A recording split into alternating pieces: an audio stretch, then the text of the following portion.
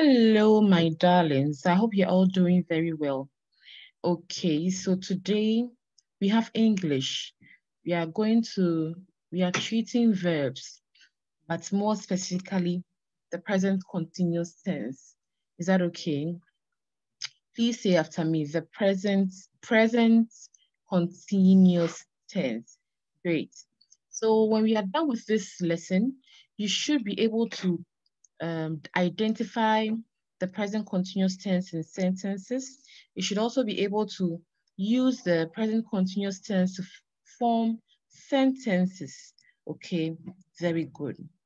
Now I'm going to write a sentence on the board, on the screen, and you tell me what it is,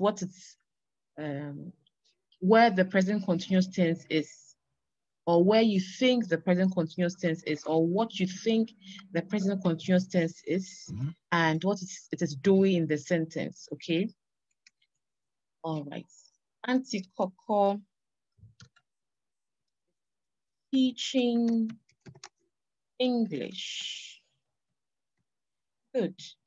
What do you think the present continuous tense is? Mind you, the present continuous tense is a verb. So where do you think it is? What is it doing in the sentence? Okay. All right, I'm sure you got that right. Even if you didn't, it's fine. All that matters is that you tried your best, okay?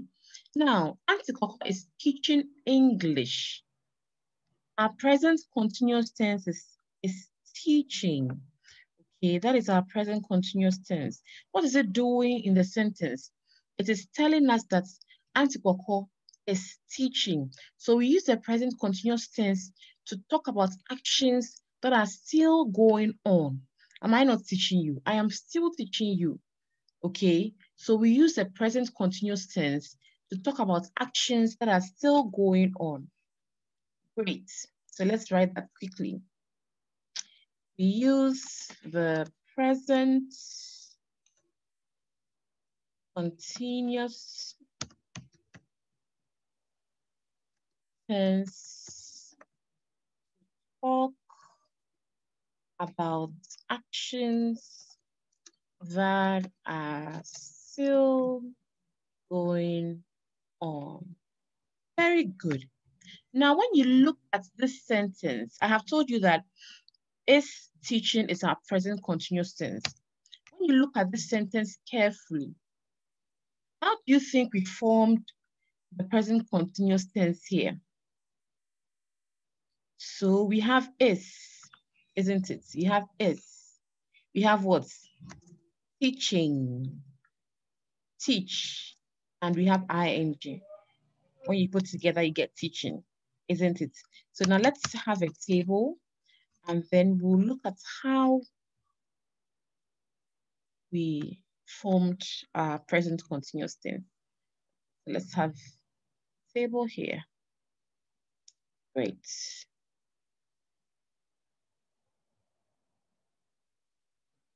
So we form the present continuous tense by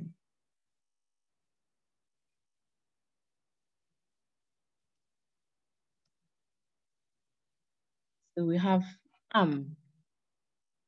when we use the pronoun I, we add am to it. Okay, so am plus the verb, then plus ing.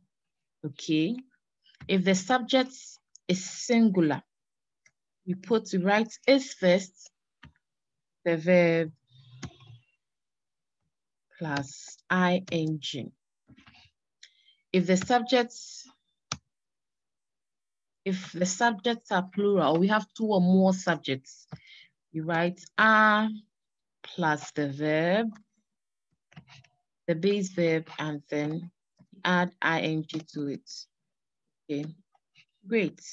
So let's have more examples so that we understand it better. So I am, so I. I have told you that when you are beginning, you are forming a sentence with the pronoun I in the present continuous, you add am to it. So I am eat, and then the ing, the verb eat, the base verb eat, and the ing, eating fufu. Okay, I am eating fufu. So this is our first one. So we have our am here. Because I use the pronoun I, my am is here, just as I have written here. Okay, so we have our am. Then we have our base verb, the eat, which is the base to the verb. And then we have added the ing to it, making eating. Okay, so that is how we form the present continuous tense. Okay, good. So I am eating. So if you're asked to identify the present continuous tense, it's simple, isn't it? I'm eating. It's the present continuous tense in this sentence. All right. Now let's have another one. So we use the is as well. Akos is walking to school. All right. So tell me, where do you think, or what do you think the present continuous tense is? Okay, so we have is, because Akos is just one person, singular subject, one subject. So is, then walking. Okay, walking. They also call the ing verbs. Okay, walking. So it's walking. That's our present continuous. Okay, now let's use one with are. Amma and Joe are going to church. Amma and Kojo are going to church. Good. Now, in this case, we have two subjects, two people, Amma and Kojo. So we are going to use are because we have plural, two people. So are, and then the verb go and ing. So are going. That's our present continuous tense in this sentence. Is that okay? I hope you have all understood this. Let's have one more example and then we wrap up. Okay. They dash to the library. Sorry. They dash in the library.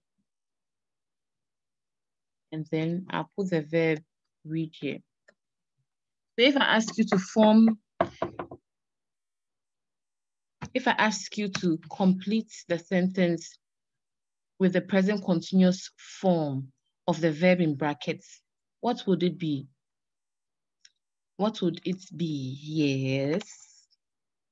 Okay, so here we have they.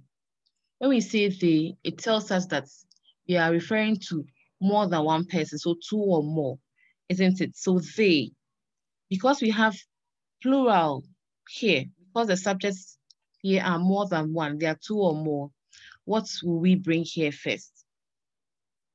Very good. Ah. And we have been given the verb read, isn't it? So read, we'll write our base verb read, and then we'll add what to it? ing. So they are reading in the library. Is that okay? Let's have one more sentence. My parents dash to Kumasi. Full stop.